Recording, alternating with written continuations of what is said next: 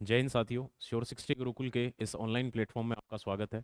तो आज हम डिस्कस करने वाले हैं रेस मॉक टेस्ट 515। तो स्टार्ट करते हैं। देखिए इधर पहला क्वेश्चन है, what is the product of the largest and the smallest possible value of m for which a number is divisible by 9। देखिए यहाँ पर हमें जो नंबर गिवन है, हमें गिवन है 5m, 8, 3m, 4m1। और ये जो नंबर है ये कंप्लीटली डिवाइड होता है किससे? 9 से। ठीक है, तो यहाँ से आपको क्या बताना है? आपको बताना है कि जो इसकी m की लार्जेस्ट वैल्यू है और जो स्मॉलेस्ट वैल्यू है उनका प्रोडक्ट बताना है। क्लियर है? तो देखिए इधर अगर हम 9 से चेक करते हैं तो देखिए 8 और 1 9, ये हट जाएगा भी। 5 और 4 9, ये भी हट जाएगा। तो क्या बचेगा? 3m, m जो है वो 3 बार है तो 3m और प्लस में 3, यानी कि 3 अगर हम कॉमन निकाल लेते हैं तो क्या बचेगा? m+1 बचेगा। अब अगर हम यहाँ पर m की जगह पर वैल्यू पुट करें तो हम यहाँ पर क्या वैल्यू पुट करें ताकि ये 9 से कंप्लीटली डिवाइड हो जाए? तो देखिए अगर आप इसकी जगह पर 2 रखते हैं तो 2 और 1 3, और 3 गुना 3 करेंगे 9 आएगा, वो 9 से डिवाइड हो जाता है। अगर आप यहाँ पर इसकी जगह पर 5 रखते हैं तो 5 और 1 6, 6 3 18, वो भी हो जाएगा। इसके बाद आपको क्या चाहिए? यहाँ पर 27 चाहिए तो उसके लिए 9 होना चाहिए। तो अगर आप यहाँ पर 8 रखते हैं तो 9 तिया 27। ठीक है, तो यहाँ पर जो हम वैल्यूज रख सकते हैं 2, 5 और 8 रख सकते हैं। इसमें जो मैक्सिमम वैल्यू है, जो ग्रेटेस्ट वैल्यू है और जो स्मॉलेस्ट वैल्यू है, उन दोनों का हमें प्रोडक्ट बताना है। तो यहाँ पर जो ग्रेटेस्ट वैल्यू है वो है 8 और जो स्मॉलेस्ट वैल्यू है वो है 2। इन दोनों का जब हम प्रोडक्ट करेंगे तो ये किसके बराबर आएगा? ये हमारा 16 के बराबर आ जाएगा। तो इस तरीके से हम इसे सोल्व कर सकते हैं। क्लियर है? आगे बढ़ते हैं। देखिए इधर नेक्स्ट क्वेश्चन देखते हैं।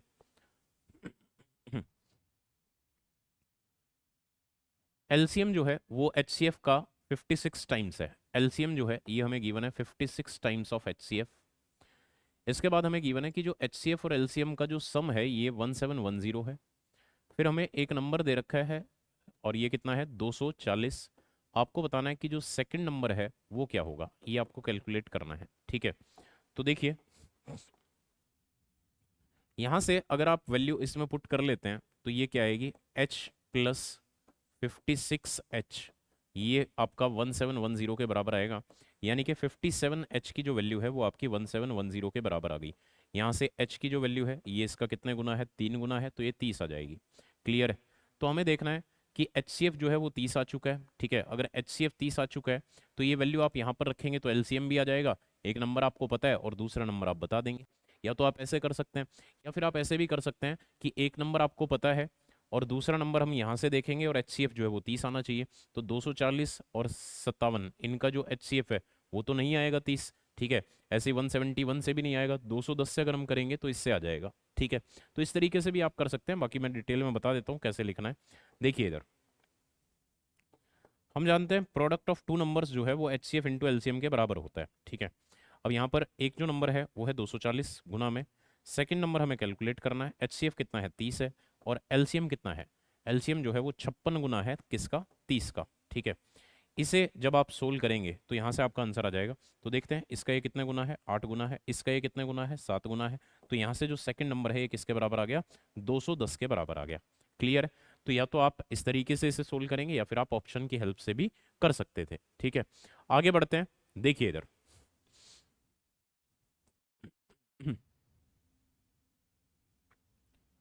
ये हमें सिंप्लीफाई करना है। तो देखिए भी कैसे होगा, इधर ध्यान दें। हमारे पास वैल्यू है 27/14, 27/14, देन डिवाइड बाय 24/7 ऑफ 63/28। ठीक है, इसको हम यहीं पर सोल्व कर लेते हैं। देखिए इतना तो एक स्टेप जो है हमारा यहीं पर ही बच जाएगा अगर हम इसको यहीं पर सोल्व कर लें। जैसे यहाँ पर सबसे पहले हम ऑफ को सोल्व करेंगे तो 7 से इसको कैंसिल करें तो 7 नम 63।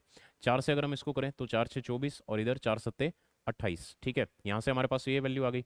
नीचे अगर हम देखें तो यहाँ पर इसको अगर हम करते हैं तो 3 पंजे 15 और 3 से ये 16 आ जाएगा। क्लियर है? तो इतना हम इसे सोल्व कर सकते हैं।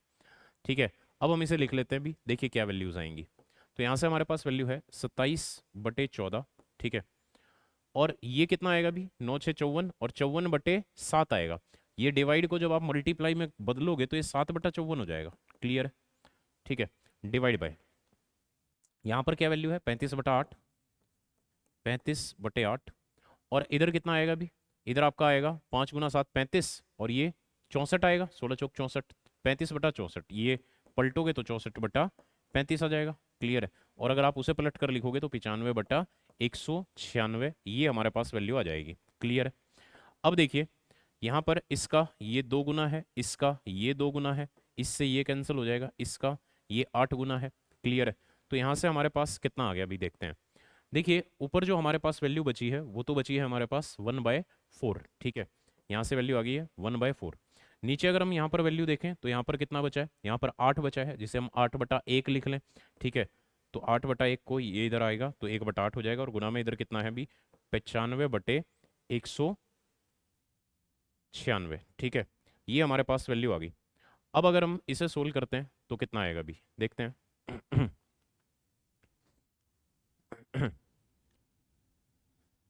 बाकी तो कोई और किसी से डिवाइड हो ही नहीं रहा अभी। ठीक है, तो यहाँ पर कोई मिस्टेक ज़रूर हुई है, या तो हम कोई पॉइंट इसमें स्किप कर चुके हैं। ये 9/4 और ये 5/16 ये नहीं लिखा अभी। ठीक है, इसको देखिए एक बार दोबारा देखिए।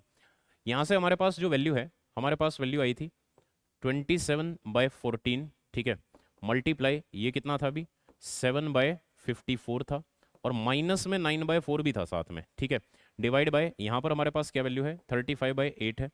मल्टीप्लाई इधर कितना है अभी, इधर हमारे पास 64/35 है। ठीक है, और प्लस में 5/16 भी था यहाँ पर। ठीक है, ये हमने स्किप कर दिया था, तो इधर कितना है 95 डिवाइड बाय 196। क्लियर है। तो ये क्वेश्चन है, जब आप इसे सिंप्लीफाई करेंगे आगे तो देखते हैं अभी क्या आएगा। यहाँ से 7 दूनी 14, ये 27, ये 2 आ गया। ठीक है, इधर इससे ये कैंसिल ही हो गया, और यहाँ से ये हमारे पास वैल्यू आ गई कितनी 8 आ गई। ठीक है, तो सोल्व कर लेते हैं। ऊपर तो हमारे पास 1/4 बचा, 1/4 माइनस 9/4 करेंगे तो माइनस में 8/4 आ जाएगा, और माइनस में 8/4 यानी कि माइनस में 2 आ जाएगा। क्लियर है। तो माइनस में 2 तो आ गया यहाँ से। अब अगर हम इधर देखें तो यहाँ पर कितना आएगा भी, यहाँ से 8 बचा है तो 16 अठे 128, और 5 133। ठीक है, तो 133/16 जो है वो यहाँ पर आ गया, यानी कि 16/133 जो है वो ये हो जाएगा। क्लियर है। और यहाँ पर हमारे पास वैल्यू कितनी है, ये है हमारे पास 95/196। ठीक है, ये हमारे पास आ जाएगा। और देखते हैं किससे सोल्व हो सकता है। 19 से अगर हम करें, 19×5 = 95, 19 से अगर हम इसको करते हैं तो 19×7 = 133। ठीक है, ये आ जाएगा। और किसी से 4 से देख लेते हैं। 4×4 = 16, और 4 से 4×4 = 16, 3 36, 4 9 36। ठीक है, तो यहाँ से हमारे पास क्या वैल्यू आ जाएगी, माइनस में 5×20 दूनी 40, माइनस में 40, और डिवाइड बाय 343, ये हमारा आंसर आ जाएगा। क्लियर है। तो इस तरीके से आप इसे सिंप्लीफाई कर सकते हैं। आगे बढ़ते हैं, देखिए इधर नेक्स्ट क्वेश्चन देखते हैं।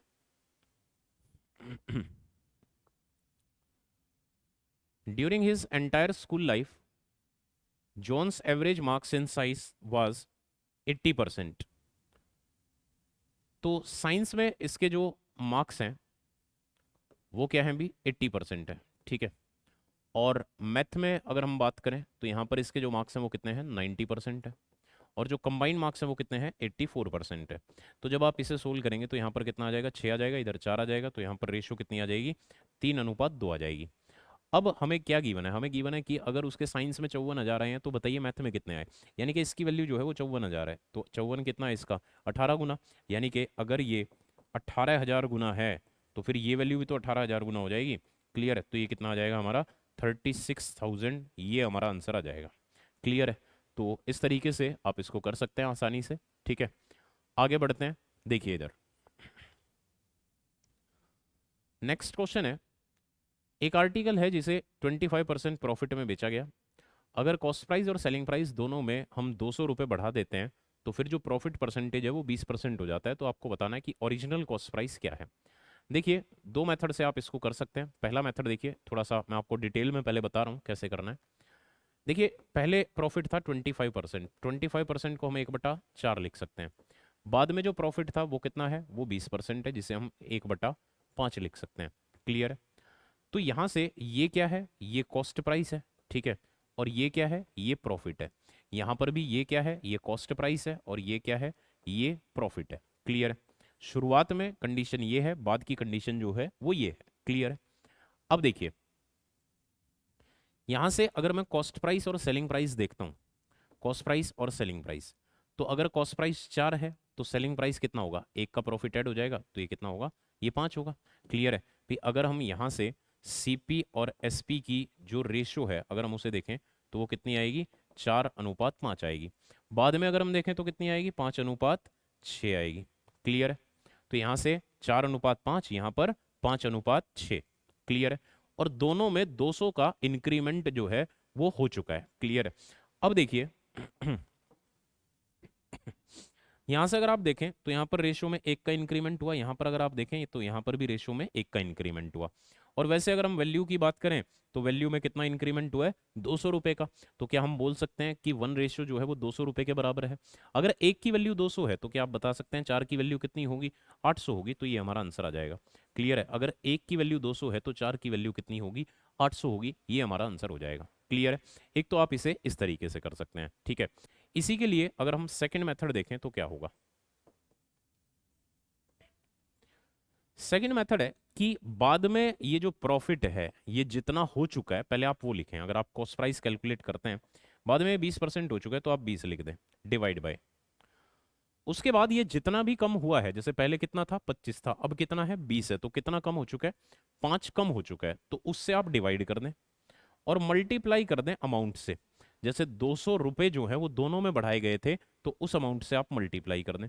जब आप इसे सोल्व करोगे तो ये भी आपका इस क्वेश्चन का डायरेक्ट आंसर आ जाएगा। इस तरीके से भी आप इसका आंसर दे सकते हैं। लेकिन ये जो सेकंड मेथड है ये सिर्फ तभी एप्लीकेबल होगा जब दोनों में सेम वैल्यू बढ़ाई या घटाई गई हो। जैसे दोनों में 200 रुपए बढ़ाए, अगर मान लो ये होता कि एक में 200 बढ़ाए एक में 100 बढ़ाए तो फिर ये फेल हो जाएगा, फिर आपको डिटेल में ही सोल्व करना पड़ेगा। क्लियर है। चलिए देखिए आगे बढ़ते हैं। देखिए इधर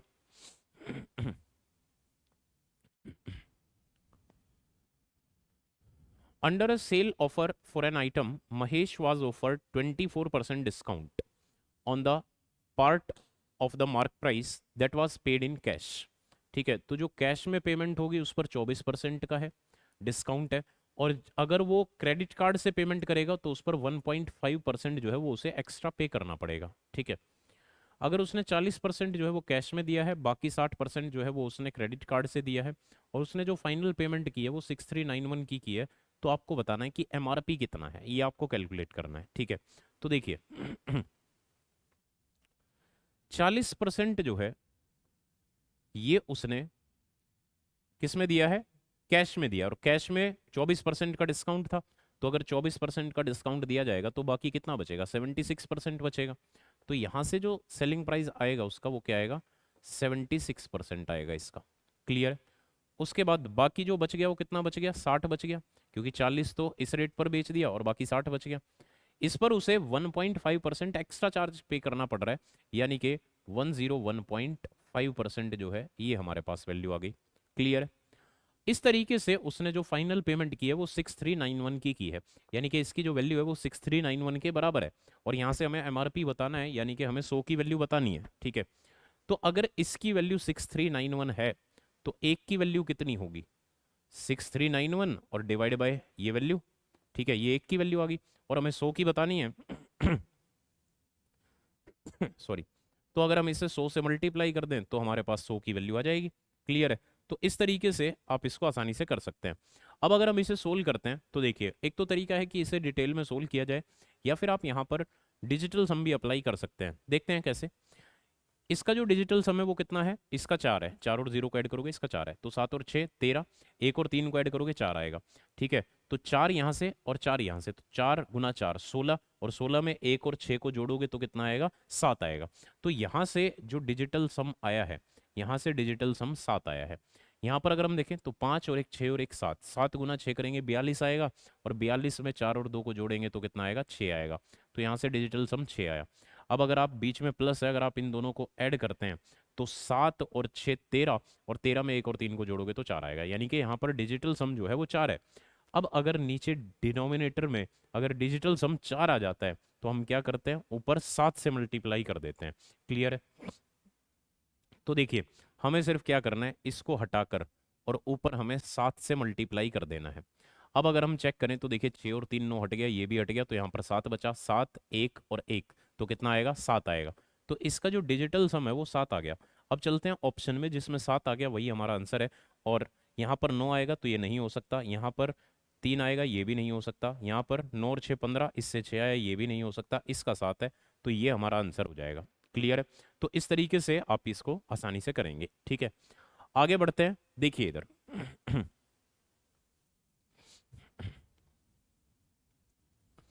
नेक्स्ट क्वेश्चन है, एक आदमी 7,000 रुपये पर 8% की रेट से 2 साल का सिंपल इंटरेस्ट इस पर इन्वेस्ट कर देता है, और 10,000 रुपये जो है वो सेम रेट से सेम टाइम के लिए वो कंपाउंड इंटरेस्ट पर दे देता है।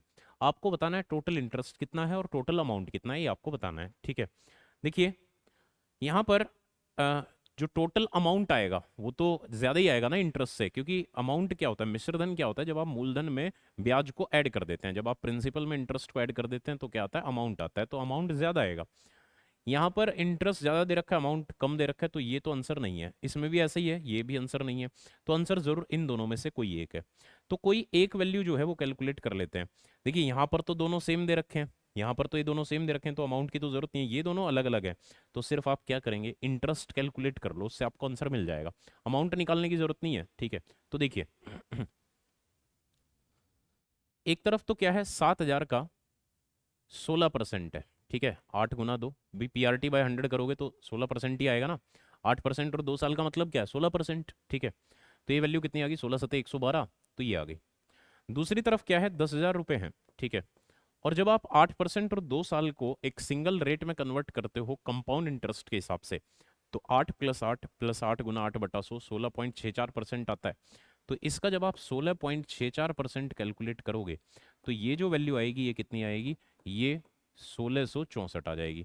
जब आप इन दोनों को ऐड करोगे तो ये कितना आएगा, 2784 आ जाएगा, और 2784 इसी ऑप्शन में दे रखा है, तो ये भी आंसर नहीं है। क्लियर है? सिर्फ आपको इंटरेस्ट ही कैलकुलेट करना था, इसी से बात बन चुकी है, इससे आगे सोल्व करने की जरूरत नहीं है। क्लियर है? बाकी आप अमाउंट निकालना चाहते हैं तो 17,000 ये और इसमें ये जोड़ देंगे तो हमारे पास अमाउंट भी आ जाएगा। क्लियर है? चलिए देखिए आगे बढ़ते हैं। देखिए इधर इसमें आपको फोर्थ प्रोपोर्शनल बताना है। देखिए अगर हमारे पास ये लिखा हुआ है A/B is proportional to C/D, तो ये फोर्थ प्रोपोर्शनल है, और ये किसके बराबर होता है, आप इसे लिखते हैं A/B = C/D। तो यहाँ से AD बराबर जो है वो BC आ जाता है, और D जो है वो किसके बराबर आ जाता है, BC/A के बराबर आ जाता है। तो जो फोर्थ प्रोपोर्शनल होता है वो इसके बराबर होता है, यानी कि सेकंड और थर्ड को मल्टीप्लाई करना है और भाग कर देना है किससे, फर्स्ट टर्म से। तो देखिए अगर आप इसका फोर्थ प्रोपोर्शनल जो है वो कैलकुलेट करते हैं तो वो किसके बराबर होगा, ये वैल्यू आएगी सेकंड और थर्ड को मल्टीप्लाई, यानी कि 168 1/168 इंटू 1/150, तो इन्हें तो मल्टीप्लाई करना है, और इसको डिवाइड कर देना है किससे, 1/72 से। और जब आप उससे डिवाइड करोगे तो अगर उसको भी मल्टीप्लाई में लेकर जाओगे तो क्या होगा, ये वैल्यू पलट जाएगी, तो ये 72/1 हो जाएगा। क्लियर है? अब अगर हम इसको सोल्व करते हैं तो देखते हैं अभी कितना आएगा। देखिए 8 दूनी 16, 8 एकम 8, इधर 8 नम 72। ठीक है, उसके बाद 3 तिया 9, और 3 7 21, और होता है भी किसी से, शायद इससे भी हो जाएगा, तो यहाँ पर 50 आ गया। तो कितना आ गया अभी, 1/350। ठीक है, ये हमारा आंसर आ जाएगा। इस तरीके से आप इस क्वेश्चन को आसानी से करेंगे। क्लियर है? चलिए देखिए आगे बढ़ते हैं। देखिए इधर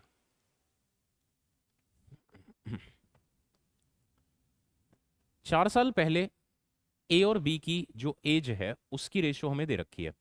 देखिए 4 साल पहले जो रेशो थी वो 4:5 थी, और 8 साल बाद जो रेशो है वो कितनी है, वो 11 और 13 है।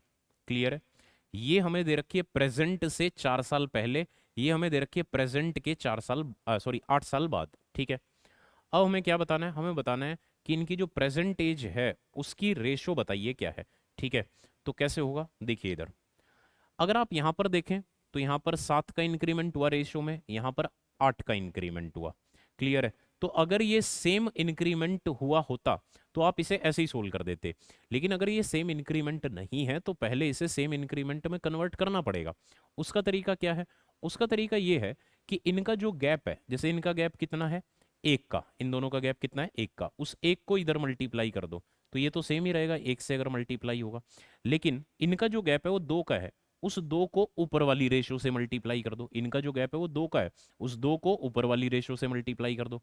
जब आप ऊपर दो गुना करोगे तो ये जो वैल्यू है ये तो 8 हो जाएगी, और ये जो वैल्यू है ये 10 हो जाएगी। क्लियर है? और अब अगर आप देखोगे तो आपको सेम इंक्रीमेंट दिखाई देगा। क्लियर है? अब अगर आप यहां से देखेंगे तो आपको सेम इंक्रीमेंट जो है वो आपको दिखाई देगा। कितना इंक्रीमेंट हुआ है? 3 का। लेकिन अगर हम ईयर्स में देखें तो भी हमारे पास यहाँ पर जो है वो प्रेजेंट एज है। मान लीजिए यहाँ पर प्रेजेंट एज है, तो एक तो हमें गिवन है इससे 4 साल पहले का, एक हमें गिवन है इसके 8 साल बाद का। तो ये जो गैप है कितने साल का आ गया? ये 12 साल का आ गया। इसका मतलब रेशियो में अगर हम देखें तो 3 का इंक्रीमेंट, और ईयर्स में अगर हम देखें तो 12 साल का इंक्रीमेंट। तो हम ये कह सकते हैं कि अगर 3 की वैल्यू 12 है तो क्या आप बता सकते हैं एक की वैल्यू कितनी होगी? 4 होगी। क्लियर है? अब अगर एक की 4 है तो 8 की कितनी है? 32 है। और 10 की कितनी है? 40 है। ठीक है, अब आपको बताना क्या है? देखिए ये जो वैल्यू आई है, ये जो 32 वर्ष और 40 वर्ष आया है, ये 4 साल पहले का है, हमें प्रेजेंट पर बताना है। तो अगर मैं इन दोनों में 4 4 साल ऐड कर देता हूं तो प्रेजेंट एज आ जाएगी। तो जब आप इसमें 4 साल ऐड करोगे तो ये हमारे पास 36 आ जाएगा, और जब आप इसमें 4 साल ऐड करोगे तो ये हमारे पास 44 आ जाएगा। इन्हीं दोनों की हमें रेशो कैलकुलेट करनी है। जब आप इन दोनों को सोल्व करोगे तो 4 9 36 और 4 से ये 11, तो 9 और 11 यानी कि 9:11 ये हमारा आंसर आ जाएगा। इस तरीके से आप इसको आसानी से कर सकते हैं। क्लियर है? आगे बढ़ते हैं। देखिए इधर नेक्स्ट क्वेश्चन है, मिक्सचर ए जो है इसमें चॉकलेट और मिल्क जो है मिक्सचर ए में, ये हमें गिवन है 4:3 में। मिक्सचर जो बी है इसमें ये जो रेशो है ये 5:2 है। ठीक है, इन्हें 5:6 में मिक्स किया गया। जब आप इन्हें 5:6 में मिक्स करते हो तो वो जो मिक्सचर बना, इनका जो मिक्सचर बना वो मान लेते हैं यहाँ पर लिखा हुआ है। ठीक है, तो उसमें आपको बताना है कि उसमें चॉकलेट जो है वो कितने परसेंट है। ठीक है, ये आपको कैलकुलेट करना है। तो देखिए इधर ध्यान से, जब आप इसे ऐड करते हैं तो ये टोटल 7 है, इसमें भी टोटल कितना है? 7 है। तो अभी अगर हम इन दोनों को देखें तो ये 1:1 में है, लेकिन हमें मिक्स किस रेशो में करना है? 5 और 6 में। तो इसके लिए हम क्या करेंगे, यहाँ पर मैं 5 से मल्टीप्लाई कर लेता हूँ और यहाँ पर मैं 6 से मल्टीप्लाई कर लेता हूँ, तो बन गया 5:6। अब इसमें क्या होगा, ये जो वैल्यू है ये इधर भी मल्टीप्लाई हो चुकी है और इधर भी, ये वैल्यू इधर भी मल्टीप्लाई हो चुकी है और इधर भी। ठीक है, तो ये कितना हो चुका है? ये 20 हो चुका है, प्लस ये कितना हो चुका है? ये 30 हो चुका है। ये चॉकलेट आ गया। अगर हम मिल्क देखें तो ये कितना? 3 × 5 ये 15 और ये 12। तो ये जो वैल्यू है ये 50 और ये कितना आ जाएगी? 27 आ जाएगी। हमें बताना है चॉकलेट कितना परसेंट है। चॉकलेट जो है वो 50 है और टोटल कितना है? 77 है। मल्टीप्लाई बाय 100 कर दें तो ये हमारा परसेंटेज में आ जाता है। तो ये जो वैल्यू आएगी ये हमारे पास 5000 और डिवाइड बाय 77% जो है ये आ जाएगी। क्लियर है? ये आपको सोल्व कर देना है। ठीक है, अब जब आप इसको सोल्व करेंगे तो यहाँ से आपका आंसर आ जाएगा। कितना आएगा अभी? इसमें आपको बताना है कि निकटतम बताना है। ठीक है, तो सबसे पहले कितने पर जाएगा? 7 6 42, 6 पर जाएगा। ठीक है, उसके बाद 4 पर जाएगा तो 5। ठीक है, लगभग जो है वो 65% जो है ये हमारा आंसर आ जाएगा। क्लियर है? तो इस तरीके से आप इसको आसानी से कर सकते हैं। आप एलिगेशन मेथड से भी इसको कर सकते हैं। ठीक है, तो बहुत सारे तरीके हैं जिनसे आप इसको कर सकते हैं। ठीक है, आगे बढ़ते हैं। देखिए इधर नेक्स्ट क्वेश्चन है, किसी हॉस्टल में 90 स्टूडेंट्स हैं और जब 30 स्टूडेंट आ जाते हैं तो हॉस्टल का जो दैनिक खर्च है वो 560 रुपये बढ़ जाता है, लेकिन जो औसत दैनिक खर्च है वो 10 रुपये कम हो जाता है। आपको बताना है कि शुरुआत में जो टोटल एक्सपेंडिचर था वो कितना था, ये आपको कैलकुलेट करना है। तो काफ़ी इंपॉर्टेंट क्वेश्चन है। देखिए इधर ध्यान से देखिए, फर्स्ट मेथड देखें भी इसका कैसे होगा। यहाँ पर 90 स्टूडेंट्स हैं और देखिए आप जानते हैं कि जो सम होता है वो किसके बराबर होता है? सम जो होता है वो average into number of terms के बराबर होता है। ठीक है, सम जो होता है वो किसके बराबर होता है? Average into number of terms के बराबर होता है। तो यहाँ पर 90 स्टूडेंट्स हैं तो नंबर ऑफ टर्म्स की जगह पर तो n आ जाएगा, और एवरेज जो है उनकी वो कितनी है वो हम x मान लेते हैं। तो 90x ये टोटल खर्च हो रहा था पहले, फिर जब 30 और आए तो 560 और खर्च होने लगा, यानी कि अब जो टोटल खर्च हो रहा है वो कितना हो रहा है? अब टोटल खर्च ये है। क्लियर है? और ये किसके बराबर होगा? नंबर ऑफ टर्म्स तो 120 हो चुकी है, पहले 90 थे, 30 और आगे 120 हो गए, मल्टीप्लाई विद एवरेज कितनी है, एवरेज जो है वो अब 10 कम हो चुकी है, तो x माइनस 10। क्लियर है? तो ये टोटल एक्सपेंडिचर जो है ये अब हमारा इसके बराबर आएगा। जब आप इसे सोल्व करेंगे तो ये कितना आएगा, देखिए यहाँ से आ गया 90x plus 560 is equal to 120x और माइनस में 1200। ठीक है, यहाँ से 30x की जो वैल्यू है वो किसके बराबर आ गई भी, 1200, और ये कितना आ गया यही आएगा। ठीक है, 1760। आपको क्या कैलकुलेट करना है, आपको टोटल एक्सपेंडिचर बताना है शुरुआत में कितना था, और शुरुआत में जो टोटल एक्सपेंडिचर था वो ये था 90x था, यानी कि बस इसका 3 गुना कर देना है तो 90x आ जाएगा।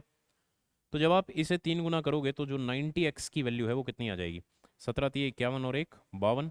ठीक है, ये हमारा आंसर आ जाएगा। इस तरीके से आप इसको कर सकते हैं। क्लियर है? तो एक तो तरीका ये है इसको करने का। ठीक है, और देखते हैं भी।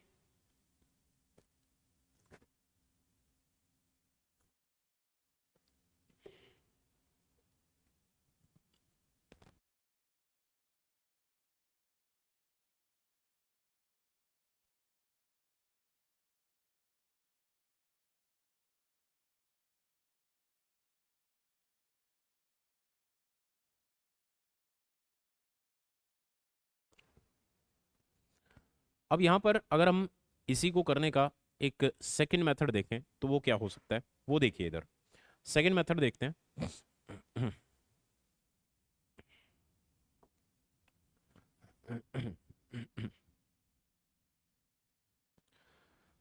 देखिए, सेकंड मेथड है इसी के लिए। यहां पर हमें गिवन है कि 90 स्टूडेंट्स हैं। ठीक है, 90 स्टूडेंट्स हैं, इनकी जो एवरेज है वो मैंने x मान ली। बाद में ये 30 और आ गए तो ये 120 हो गए, और एवरेज में 10 की कमी हो गई तो ये x माइनस 10 हो गया। क्लियर है? ये हमारे पास वैल्यू आ गई।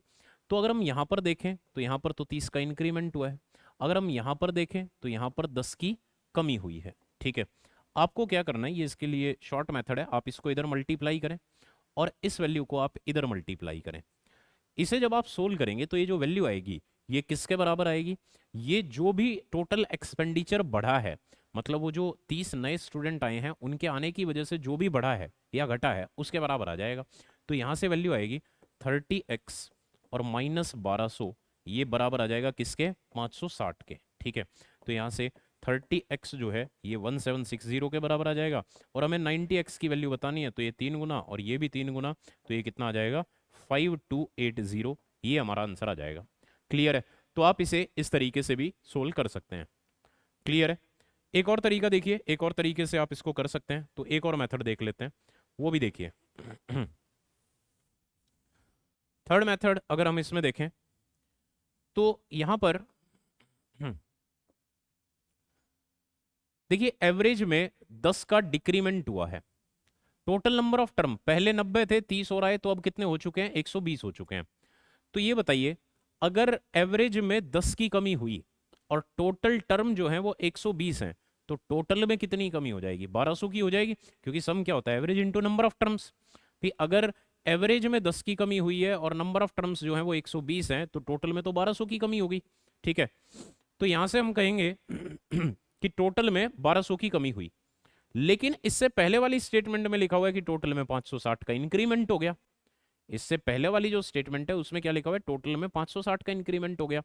तो एक तरफ तो है कि 1200 की कमी हो गई और एक तरफ है 560 का इंक्रीमेंट, तो ये जो गैप है ये कितना बन गया, ये 1760 का बन गया। और ये जो गैप बना है 1760 का, ये किसकी वजह से बना है, वो जो 30 नए स्टूडेंट आए थे उनकी वजह से बना है, तो उन्हीं की वजह से तो हो रहा है सब। तो उनकी जो वैल्यू है यानी कि 30 की जो वैल्यू है वो आ चुकी है। क्लियर है? तो यहां से हम लिखेंगे 30 की जो वैल्यू है वो 1760 है, और हमें 90 की वैल्यू बतानी है यानी कि 3 गुना, तो हम इसका भी 3 गुना कर देंगे, तो क्या आंसर आ जाएगा भी 5280, ये हमारा आंसर आ जाएगा। तो इस तरीके से भी आप इसका आंसर दे सकते हैं। क्लियर है? सिर्फ आपको क्या करना है, आपने देखना है कि अगर टोटल में एवरेज में अगर 10 की कमी हुई है तो टोटल में इतनी कमी हो जाएगी, और साथ में 560 और ये ऐड हो जाएगा, तो ये जो टोटल गैप आएगा ये कितना आएगा, 1760 का आएगा। और ये 1760 जो आया है ये किसकी वजह से आया है, ये उन 30 स्टूडेंट की वजह से आया है। क्लियर है? तो कोई भी तरीका जो भी आपको बढ़िया लगे आप उससे कर सकते हैं। ठीक है, आगे बढ़ते हैं। देखिए इधर इसमें हमें गिवन है ए जो है वो 2/5 को 2/5 काम को 12 दिन में कर देता है। बी जो है वो 25% मोर एफिशिएंट है देन ए। देखिए ए और बी के बारे में अगर हम बात करें तो ए जो है सॉरी बी जो है वो 25% मोर एफिशिएंट है, यानी कि अगर ये 100 है तो ये 125 है, यानी कि ये अगर 4 है तो ये 5 है। ठीक है, तो ये इनकी एफिशिएंसी है। अगर एफिशिएंसी इस रेशो में है तो टाइम जो है वो इस रेशो में होगा। अब ए का अगर हम टाइम कैलकुलेट करें कि ए जो है इसके बारे में हमें गिवन है कि ये 12 दिन में 2/5 कर देता है, तो टोटल को 12 गुना 5/2 यानी कि 30 दिन में कर देगा। ठीक है, टोटल को ये 30 दिन में कर देगा। तो यहाँ से हम ये कह सकते हैं कि अगर इसकी वैल्यू 30 है, अगर इसकी वैल्यू 30 है 6 गुना, तो फिर ये वैल्यू कितनी होगी? ये वैल्यू 24 होगी। तो हमारे पास ये भी आ चुका है कि बी उसे कितने दिन में कर सकता है। क्लियर है? आगे बढ़ते हैं। सी जो है वो बी से 12 दिन कम में कर देता है। तो अगर ये 24 दिन में कर रहा है तो ये 12 दिन में कर देगा। फिर हमें गिवन है D is 25% less efficient than C. ठीक है, सी का हमें गिवन है कि वो जो है बी से 12 दिन कम लेता है, यानी कि वो 12 दिन में कर देता है। ठीक है, अब हमें गिवन है कि जो डी है वो 25% लेस एफिशिएंट है सी से, यानी कि सी की वैल्यू अगर 100 है तो ये वैल्यू 75 है। इसका मतलब 4 और 3 की रेशो आ जाएगी एफिशिएंसी में। टाइम में 3 और 4 की रेशो आ जाएगी। ये वैल्यू कितनी है? 12 है, तो ये वैल्यू कितनी आ जाएगी? 16 आ जाएगी। क्लियर है? हमारे पास सारी वैल्यूज आ चुकी हैं। अब हमें बस यहाँ से ये बताना है कि तीनों मिलकर उसे चारों मिलकर उसे कितने समय में करेंगे। तो सबसे पहले तो हम इन चारों वैल्यूज का एलसीएम लेंगे, और वो जो एलसीएम आता है उसे हम टोटल वर्क मानते हैं। तो यहाँ से 30, 24, 12 और 16 का एलसीएम जो है वो 120 आ जाएगा। तो टोटल वर्क जो है सॉरी 240 आ जाएगा। तो ये आ गया 240 डिवाइड बाय, इसको हम भाग करते हैं किन से? इनकी एफिशिएंसी से। एफिशिएंसी क्या आएगी? देखिए, जब आप इसको इससे भाग करोगे तो इसकी एफिशिएंसी कितनी आएगी? 8 आएगी। ठीक है, इसकी एफिशिएंसी कितनी आएगी? 10 आएगी। इसकी एफिशिएंसी, इसको इससे भाग करोगे 12 दूनी 24, 20 आएगी। और इसको इससे भाग करोगे, ठीक है, 240 को इससे भाग करोगे तो कितना आएगा? 15 आएगा। क्लियर है? तो यहाँ से हमारे पास वैल्यू आ गई 240 और डिवाइड बाय 53। ठीक है, ये हमारा आंसर आ जाएगा। तो इतने दिन में ये चारों मिलकर इसे कर देंगे। क्लियर है? आगे बढ़ते हैं। देखिए इधर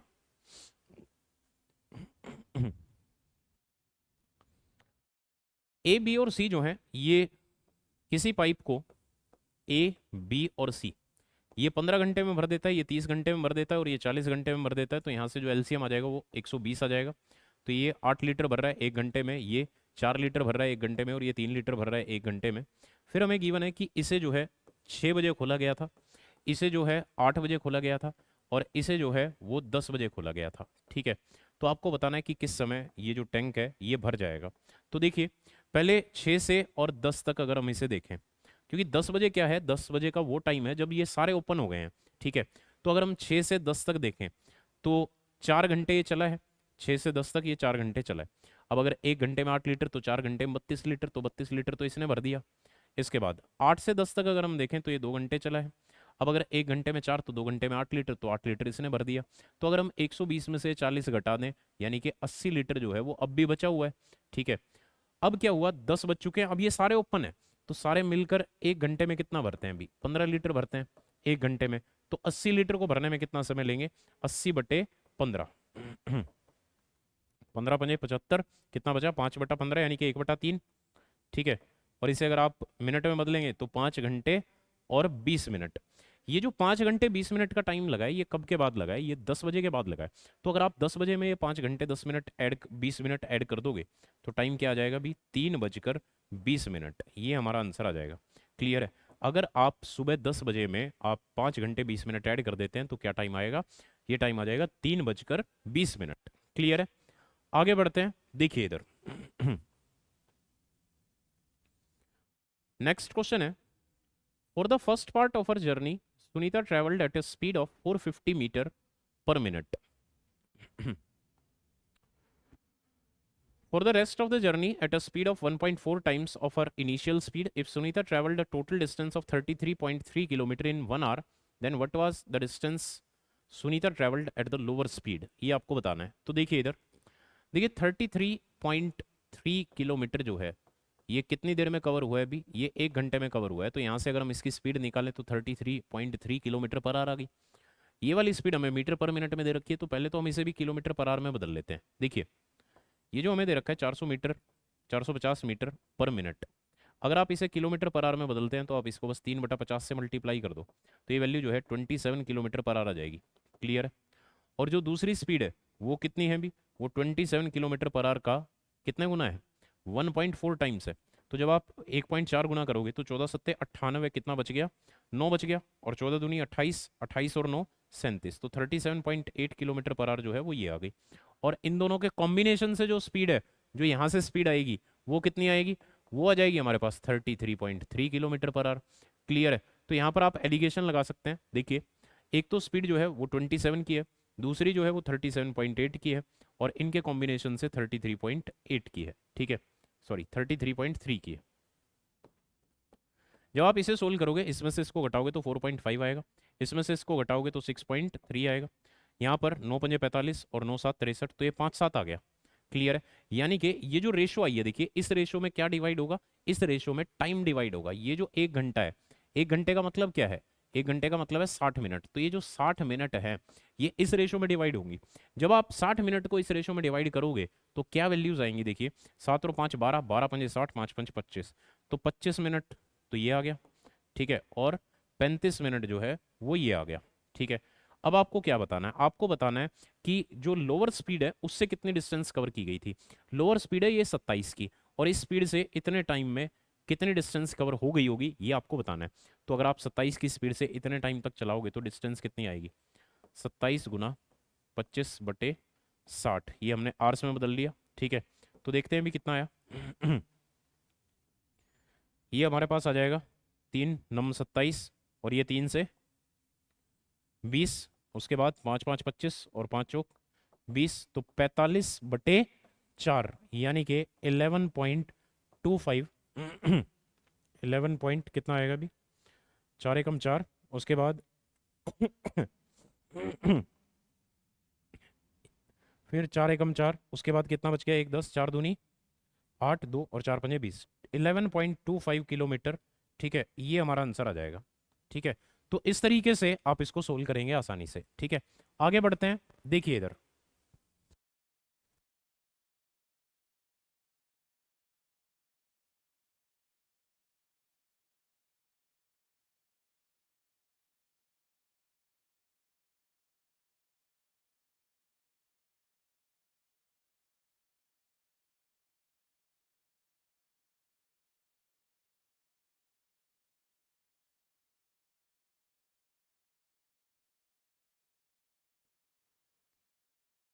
चलिए देखिए, नेक्स्ट क्वेश्चन है हमारे पास, speed of boat in still water, ये हमें गिवन है 22, and speed of water is 8। Speed downstream अगर हम निकालें तो दोनों को ऐड कर लें तो ये स्पीड डाउनस्ट्रीम आ गई, और दोनों का अगर हम डिफरेंस लें तो ये कितना आ गया, ये 14 आ गया, ये स्पीड अपस्ट्रीम आ गई।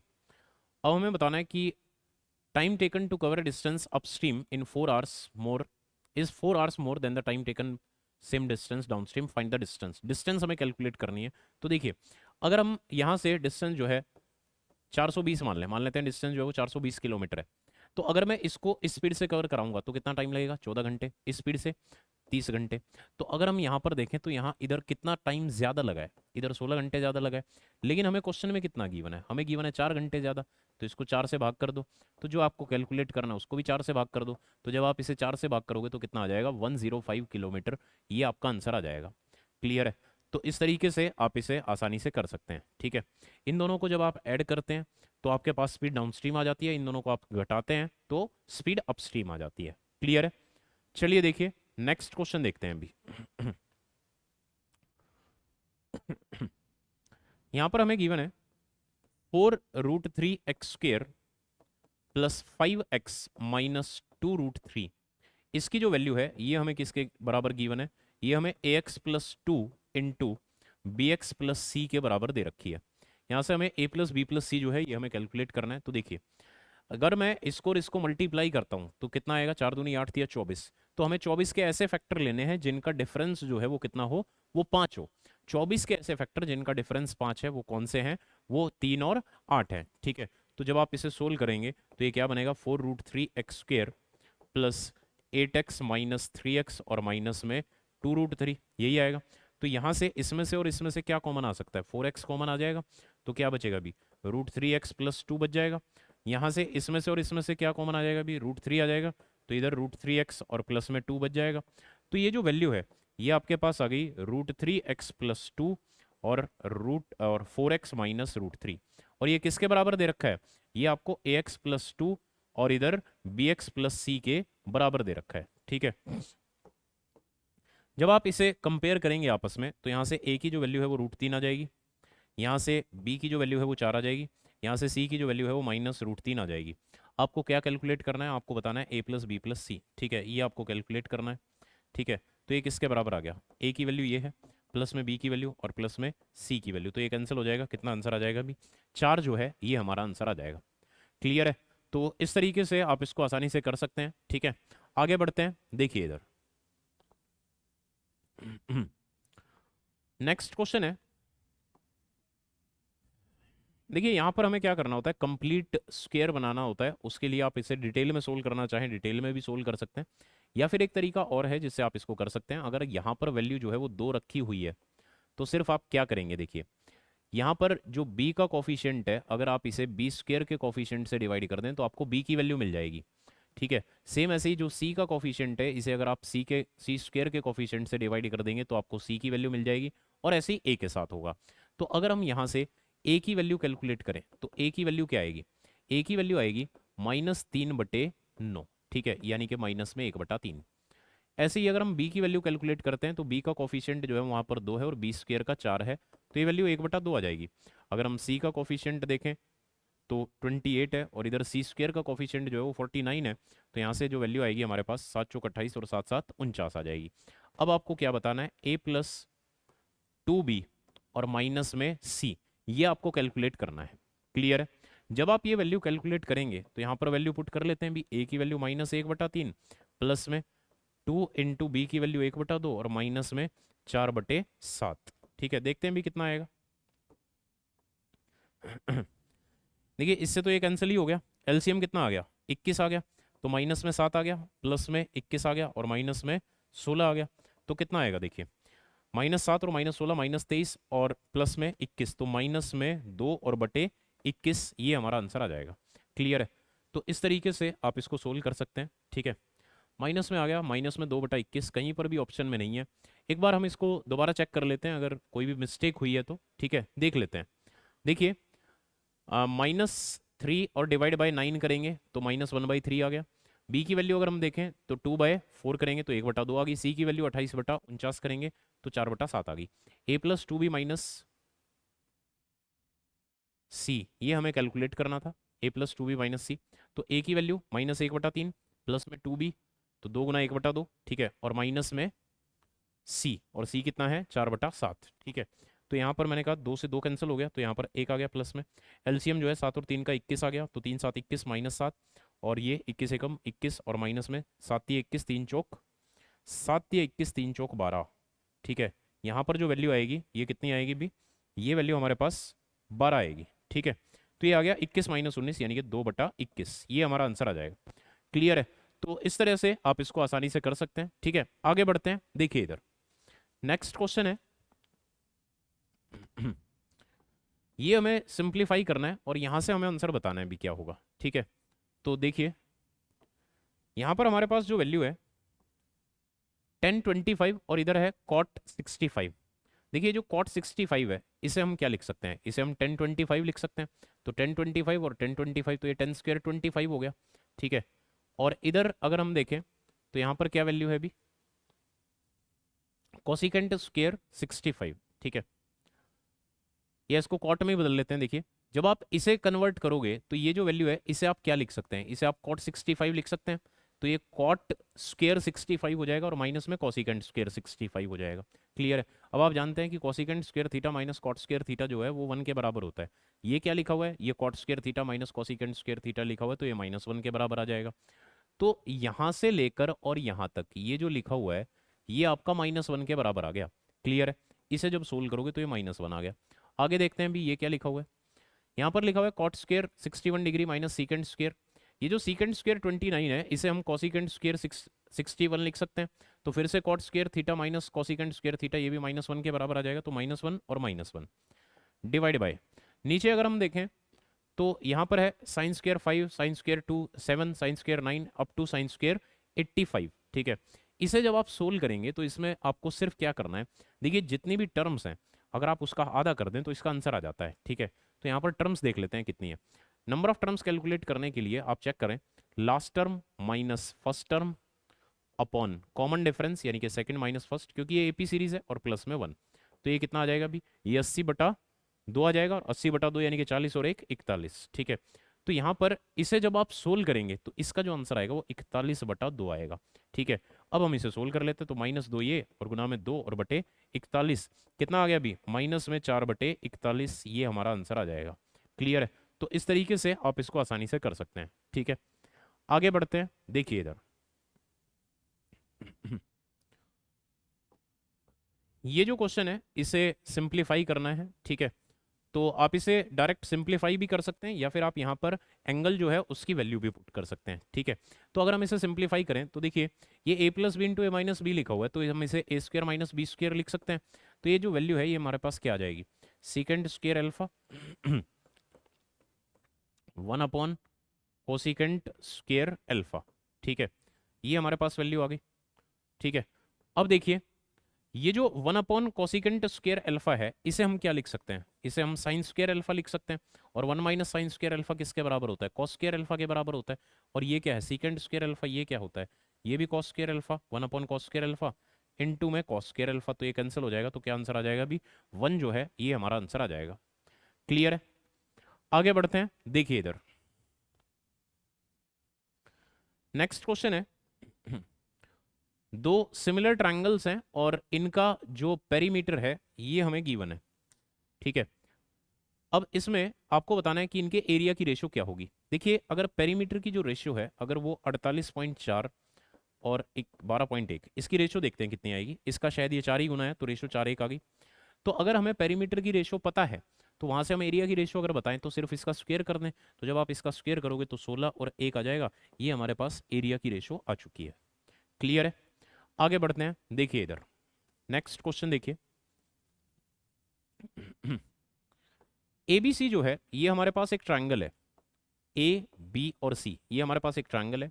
डी और ई जो है वो ए बी और ए सी पर 2 पॉइंट हैं और डी ई जो है वो बी सी के पैरेलल है।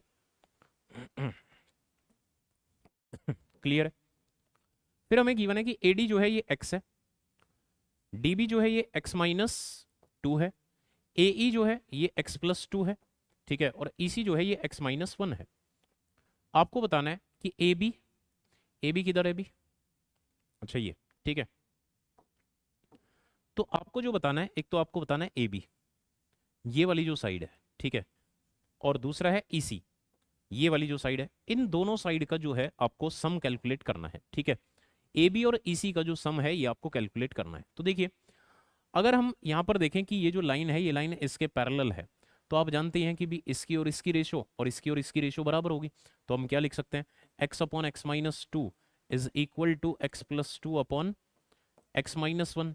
जब आप इसे क्रॉस मल्टीप्लाई करोगे तो a plus B A minus B से x² - 4 आ जाएगा, और इसको इधर मल्टीप्लाई करोगे तो x² - x आ जाएगा। तो यहाँ से x² से तो x² कैंसिल ही हो गया, x की वैल्यू 4 आ गई। अब आपको बताना है ए बी, तो ए बी जो है देखिए आपको बताना है ए बी प्लस ई सी। अगर हम ए बी देखें कितना है, तो ए बी है 2x-2, 2x-2 अगर हम करेंगे तो 2 गुना 4 8, और 8 - 2 करेंगे तो कितना आएगा, 6 आएगा प्लस में। अगर हम ई सी देखें तो कितना है, x-1 यानी कि 3 है। ठीक है, तो कितना आंसर आ गया अभी, 9 हमारा आंसर आ गया। इस तरीके से आपको ये करना है। क्लियर है, आगे बढ़ते हैं, देखिए इधर नेक्स्ट क्वेश्चन है हमारे पास, इसमें आपको बताना है triangle ABC is inscribed in a circle, DE is a tangent to the circle at point C, which of the angle from the given option is necessarily equal to ACD। इसके बराबर कौन सा एंगल होगा ये आपको calculate करना है। ठीक है, तो देखिए क्वेश्चन ये है कि आपको बताना है कि ये जो एंगल है इसके बराबर कौन सा एंगल होगा। देखिए अगर एक टेंजेंट और एक कोर्ड के बीच में, जैसे ये जो AC है ये क्या है, कोर्ड है, और ये क्या है, ये टेंजेंट है, जब एक कोर्ड और टेंजेंट के बीच में एंगल बनता है तो इस कोर्ड से, ये जो कोर्ड है इस कोर्ड से अल्टरनेट सेगमेंट में, अल्टरनेट सेगमेंट का मतलब है इस तरफ, ठीक है, अल्टरनेट सेगमेंट में कहीं पर भी इसकी सरकमफ्रेंस पर एंगल बने तो वो इसके बराबर ही होता है, यानी कि अगर ये थीटा है तो ये भी थीटा है। इसका मतलब ये जो एंगल है किसके बराबर होगा, ये एंगल ए बी सी के बराबर होगा या सी बी ए के बराबर होगा। ठीक है, तो यहाँ से देख लेते हैं अभी, ये अगर कहीं गिवन है तो एंगल बी सी बी ए या ए बी सी, ठीक है, तो ए बी सी जो है ये हमें यहाँ पर दे रखा है एंगल ए बी सी, ठीक है, तो ये इसके बराबर आ जाएगा अभी,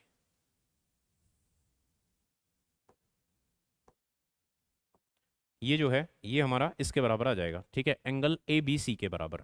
क्लियर है, आगे बढ़ते हैं, देखिए इधर नेक्स्ट क्वेश्चन है, हाइट हमें गिवन है, स्लांट हाइट हमें गिवन है, ठीक है, एक कोन की, तो हाइट जो है ये 12 है, स्लांट हाइट जो है वो 13 है, तो यहाँ से रेडियस भी आप बता सकते हैं कितनी आएगी, 5 आएगी, क्योंकि 5 12 13 जो है वो क्या होता है, ट्रिपलेट होता है।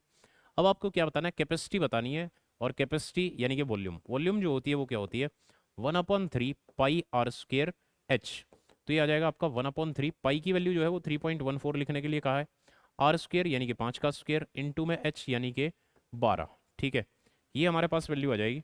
जब आप इसे सिंप्लीफाई करेंगे तो देखिए 3 से ये 4 बार, तो 5 5 25, 25 चौका 100, तो ये कितना आ गया हमारा 314 सेंटीमीटर क्यूब। अगर आप इसे लीटर्स में बदलते हैं, क्योंकि लीटर में हमें गिवन है, तो आप इसको किससे भाग करेंगे, 1000 से भाग कर देंगे, ठीक है, तो ये हमारा लीटर्स में बदल जाएगा, तो 0.314 लीटर ये हमारा आंसर आ जाएगा। क्लियर है, चलिए देखिए आगे बढ़ते हैं अभी। नेक्स्ट क्वेश्चन है हमारे पास, length of the shadow of a vertical tower on level ground increases by 8.4 centimeter when the altitude of the sun changes from 45 to 30। देखिए यहाँ पर जो ये जो हमारे पास एक टावर है, इसकी जो शेडो है वो यहाँ पर है, एंगल यहाँ पर है 45 डिग्री, लेकिन अगर एंगल 45 से 30 हो जाता है तो उस केस में ये जो शेडो है इसकी जो लेंथ है वो 8.4 बढ़ जाती है। अगर ये एंगल यहाँ पर 30 हो जाता है तो ये जो है 8.4 बढ़ जाती है, ठीक है। आपको बताना है हाइट ऑफ टावर, ये आपको कैलकुलेट करना है ये कितना होगा, ठीक है।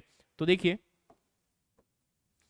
आप जानते हैं कि जब ये 45 डिग्री होता है तो ये 1 होता है, ये भी 1 होता है, जब ये 30 डिग्री होता है तो ये कंप्लीट जो है ये कंप्लीट कितना होता है, ये √3 होता है, ये कितना है, ये 1 है, और ये कितना हो जाएगा भी, ये √3 - 1 हो जाएगा। तो इसकी वैल्यू हमें दे रखी है और हमें 1 की वैल्यू कैलकुलेट करनी है। क्लियर है, तो देखिए अगर √3 - 1 जो है अगर वो 8.4 मीटर के बराबर है तो एक की वैल्यू क्या आएगी, तो ये आ जाएगी 8.4 डिवाइड बाई √3 - 1। जब आप इसे रैशनलाइज करोगे तो नीचे तो 2 आएगा, यानी कि 4.2 इंटू √3 + 1, ये हमारा आंसर आ जाएगा। क्लियर है, रैशनलाइज करने के बाद ये आपका आंसर आ जाएगा, ठीक है।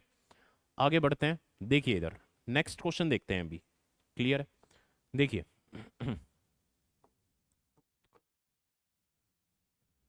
इसमें हमें बताना है what is the difference between the total marks obtained by B and the total marks obtained by A. ठीक है, total marks obtained by B, B के टोटल मार्क्स कितने हैं अभी, 70 60 और 80 यही है, ठीक है, तो 7 6 13 और 8 21 यानी कि 210 है। और अगर हम ए के टोटल मार्क्स देखें तो ए के टोटल मार्क्स 3 4 और 5, ये कितने आगे भी 120, ठीक है, तो इन दोनों का जो डिफरेंस है वो कितना आएगा, 90 आ जाएगा, ठीक है, तो ये हमारा आंसर आ जाएगा। तो काफ़ी सिंपल क्वेश्चन था, इसको आप आसानी से कर सकते हैं। आगे बढ़ते हैं अभी, देखिए इधर which state has the lowest literacy rate as per all the 4 census from which data is provided। ठीक है, लोएस्ट लिटरेसी रेट बतानी है भी किस में है। देखिए यहाँ पर हमारे पास है विच स्टेट, ठीक है, कर्नाटक में अगर हम देखें तो ये हमारे पास वैल्यूज़ हैं, गुजरात में ये है, आंध्र प्रदेश में और केरला में, इसकी तो बहुत ज़्यादा बड़ी वैल्यू है, ठीक है। सबसे छोटी वैल्यू देखो कहाँ पर है, क्योंकि आपसे लोएस्ट पूछा गया है, सबसे छोटी वैल्यू, सबसे छोटी वैल्यू कहाँ पर है, इसी में भी ये सारी वैल्यूज़ जो है ये सबसे छोटी वैल्यू है, अगर आप इनको इनसे कंपेयर करेंगे तो, ठीक है, आंध्र प्रदेश जो है ये हमारा आंसर आ जाएगा। क्लियर है, ऐड वगैरह करके देखने की जरूरत नहीं है सभी को, इस तरीके से आप इसे एनालाइज करके ऑब्जर्व करके ही आप इसका आसानी से आंसर दे सकते हैं, ठीक है। आगे बढ़ते हैं, देखिए इधर इसमें हमें बताना है कि जो टोटल चिल्ड्रन जिन्होंने पार्टिसिपेट किया है वो है 600, ठीक है, टोटल जो है वो 600 है। अब क्या बताना है आगे, आगे क्या बताना है ये इसमें नहीं है, ये रहा, what was the total number of children who attended the swimming and athletics and music classes in June 2016 if the number of children increased by 20% इन जून 2017। ठीक है, हमें बताना है स्विमिंग, एथलेटिक्स और म्यूजिक। ठीक है, देखिए स्विमिंग और एथलेटिक्स में जो है वो 22% है और म्यूजिक में जो है वो 16% है। तो टोटल कितने हो गए? 38% हो गए। क्लियर है, टोटल कितने हो गए? 38%। और ये जो डाटा है ये कब का है? ये 2017 का है। ठीक है, तो अगर हम ये कैलकुलेट करें, ये अगर हम 600 का 38% कैलकुलेट करते हैं तो ये कितना आएगा देखते हैं। ये हमारे पास वैल्यू आ जाएगी 6 8 48, 4 और 6 3 18 और 4 22, 228 आ गई। लेकिन हमें ये भी गिवन है क्वेश्चन में कि 2017 में जो आया था वो 16 के कंपैरिजन में 20% बढ़कर आया था, यानी कि ये 120 की वैल्यू है। तो हमें अगर 16 का बताना है तो हमें 100 की वैल्यू बतानी पड़ेगी। तो ये जो 228 है ये 120 की वैल्यू है, तो डिवाइड बाई 120, और हमें किसकी बतानी है? 100 की, तो गुना में 100। ये हमारा आंसर आ जाएगा। क्लियर है, इसे आप सोल्व कर लें भी। ठीक है, यहाँ से आपका आंसर आ जाएगा। तो देखते हैं कितना आएगा। देखिए इधर 0 से 0 कैंसिल, 12 से अगर हम इसको करें तो 12 कम 12 और 12 निमा 108, तो कितना आ गया? 190। ये हमारा आंसर आ जाएगा अभी। क्लियर है, आगे बढ़ते हैं। देखिए इधर तो 190 आंसर आ जाएगा इसका। नेक्स्ट क्वेश्चन देखिए, यहां पर हमें गिवन है what percentage of cars were running with the speed of 90 kilometre per hour and above. देखिए 90 से ऊपर जो है वो 45 है, लेकिन हमें बताना है कि कितने परसेंट कार ऐसी हैं। ठीक है, तो देखिए पहले हम इनको टोटल ऐड कर लेते हैं। तो ये जो 45 है हमें ये बताना है कि टोटल का ये कितने परसेंट है। तो देखिए 5 और 7 12 और 8 20 और 9 29 और 6 35 और 4 39। ठीक है, तो 390 तो ये हो गई और 10 ये 400 हो गई टोटल, यानी कि 400 का कितने परसेंट है ये हमें कैलकुलेट करना है। ठीक है, तो इससे कैंसिल हो गया, तो यहाँ से हमारे पास कितनी वैल्यू आ गई भी? 4 एकम 4, 11.25%। ठीक है, ये हमारा आंसर आ जाएगा। क्लियर है सभी को? चलिए देखिए आगे बढ़ते हैं। नेक्स्ट क्वेश्चन देखिए, what is the mode of the given data. देखिए मोड क्या होता है? उस डाटा में जिस जो भी हमें डाटा गिवन है उसमें जिस वैल्यू की फ्रीक्वेंसी सबसे ज़्यादा है, यानी कि जो सबसे ज़्यादा बार आया है वही मोड होता है। तो इसमें हमें देखना है कि सबसे ज़्यादा बार कौन सी वैल्यू आई है। तो शायद 3 जो है वही मुझे तो दिख रहा है इसमें, 1 2 3 4। ठीक है, 4 बार कोई और दिख रहा है, कोई और वैल्यू नहीं दिख रही है। ठीक है, 4 जो है वो भी 3 बार ही है, तो 3 जो है ये हमारा आंसर आ जाएगा क्योंकि यही सबसे ज़्यादा बार है। क्लियर है, आगे बढ़ते हैं। नेक्स्ट क्वेश्चन देखिए, two cards are drawn randomly. What is the probability that both the cards are drawn are either face card or red in color? भी या तो वो रेड होने चाहिए या वो फेस कार्ड होने चाहिए। क्लियर है, तो देखिए देखिए यहाँ पर अगर हम फेवरेबल आउटकम्स की बात करें तो 2 कार्ड निकालने हैं। रेड कार्ड 26 होते हैं, 26 में से 2 आप कैसे निकाल सकते हैं? 26C2 से निकाल सकते हैं। क्लियर है, प्लस में फेस कार्ड जो है वो 12 होते हैं, 12 में से 2 12C2 से निकाल सकते हैं। ठीक है, इतने तरीके से। लेकिन ये जो रेड कलर कार्ड्स हैं इसमें कुछ फेस कार्ड्स भी तो आ चुके हैं, इसमें कुछ फेस कार्ड्स भी आ चुके हैं, तो कितने आ चुके हैं भी ये हमें देखना पड़ेगा। ठीक है, तो देखिए जो फेस कार्ड हैं जैसे जैक है, क्वीन है और किंग है। ठीक है, तो ये जो तीनों कार्ड हैं ये डायमंड के भी तीनों कार्ड उसमें आ चुके हैं क्योंकि ये वाले भी रेड कार्ड होते हैं। ठीक है, और दूसरा जो हर्ट के हैं तीनों वो भी आ चुके हैं, यानी कि 3 इसके और 3 इसके, तो टोटल कितने हो गए? 6। तो वो जो 6 है उसे हमें यहां से हटाना पड़ेगा, यानी कि 6C2 जो है ये हमें इसमें से सब्ट्रैक्ट करना पड़ेगा। ये हमारे पास पॉसिबल आउटकम्स हैं। क्लियर है, sorry favourable outcomes divide by total number of possible outcomes क्या होंगी? 52C2 ये हमारे पास आ जाएंगी क्योंकि 52 में से 2 ही तो निकालने हैं। ठीक है